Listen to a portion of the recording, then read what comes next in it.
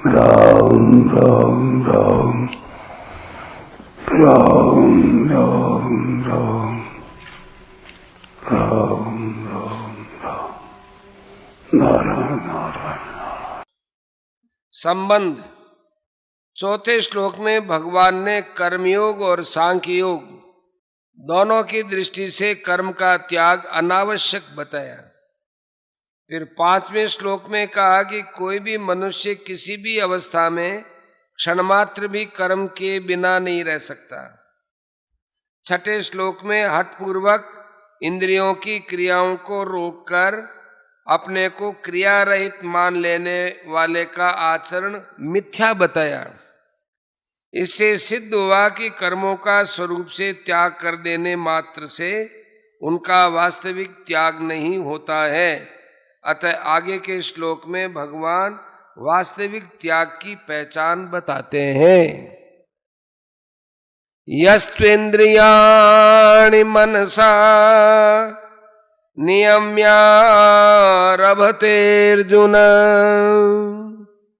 कर्मेन्द्रियैः कर्मयोगमसक्तः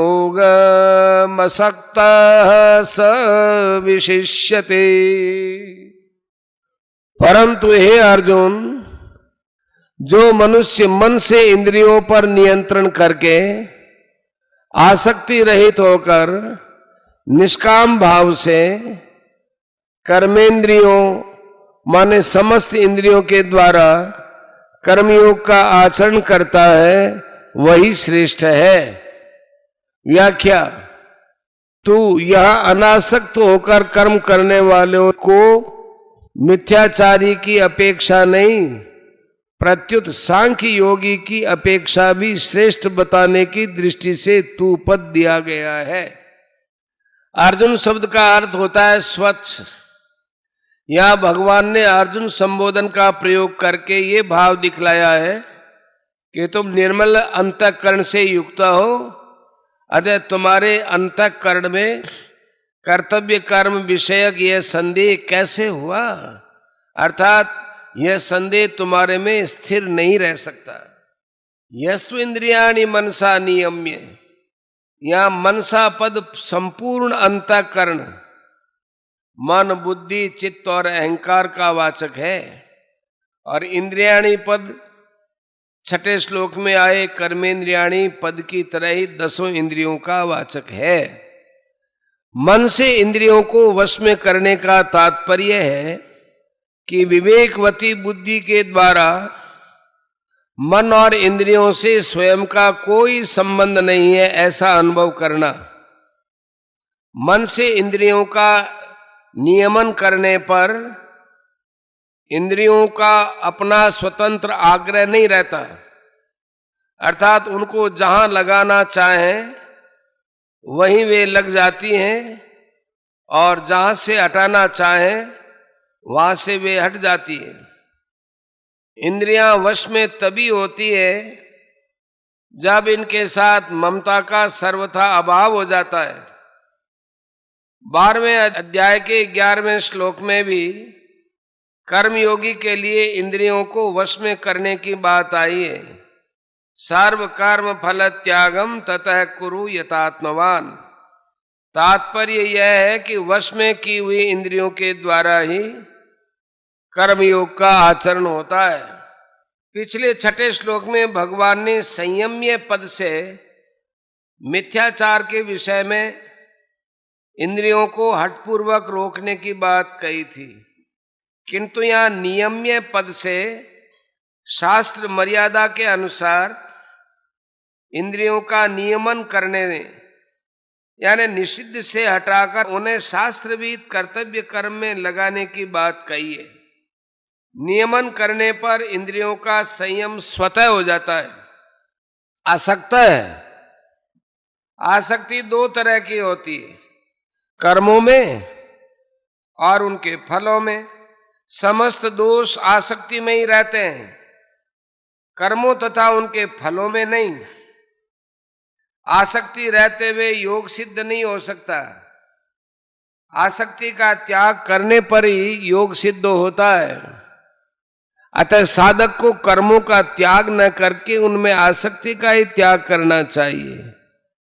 आसक्ति रहित होकर सावधानी एवं तत्परता पूर्वक कर्तव्य कर्म का आचरण किए बिना कर्मों से संबंध विच्छेद नहीं हो सकता।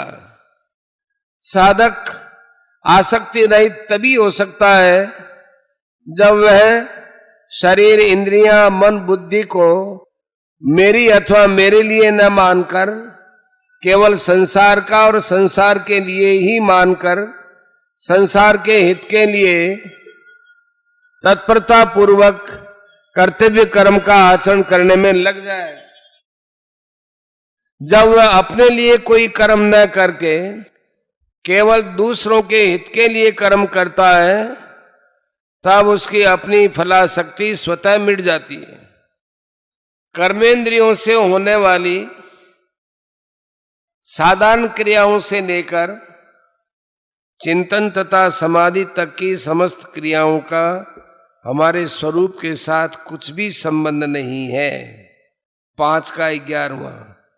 परंतु स्वरूप से अनासक्त होते हुए भी ये जीवात्मा स्वयं आसक्ति करके संसार से अपना संबंध जोड़ लेता है। कर्मयोगी की वास्तविक महिमा आसक्ति रहित होने में ही है। कर्मों से प्राप्त होने वाले किसी भी फल को न चाहना, उससे सर्वथा असंग हो जाना ही आसक्ति रहित होना है। साधारण मनुष्य तो अपनी कामना की सिद्धि के लिए ही किसी कार्य में प्रवृत्त होता है, परंतु साधक आसक्ति के त्याग का उद्देश्य लेकर ही किसी कार्य में प्रवृत्त होता है। ऐसे साधक को ही यहाँ असक्त कहा गया है। जब कर्मयोगी और ज्ञान योगी दोनों ही फलेच्छा और आसक्ति का त्याग करते हैं, तब ज्ञान योग की अपेक्षा कर्म योग अधिक सुगम सिद्ध हो जाता है। कारण कि कर्म योगी को फिर किसी अन्य साधन की आवश्यकता नहीं रहती, जबकि ज्ञान योगी को देहाभिमान और क्रिया पदार्थ की आसक्ति मिटाने के लिए निष्काम कर्म अर्थात कर्म योग की आवश्यकता रहती है। 5वें अध्याय का 6 और 15वें अध्याय का 11वां श्लोक। कर्म योग में आसक्ति का त्याग मुख्य है, जिससे कर्मयोगी को समबुद्धि की प्राप्ति हो जाती है। इसलिए भगवान कहते हैं कर्मों का त्याग करने की आवश्यकता नहीं है, प्रत्युत आसक्ति रहित होकर कर्म करने की ही आवश्यकता है।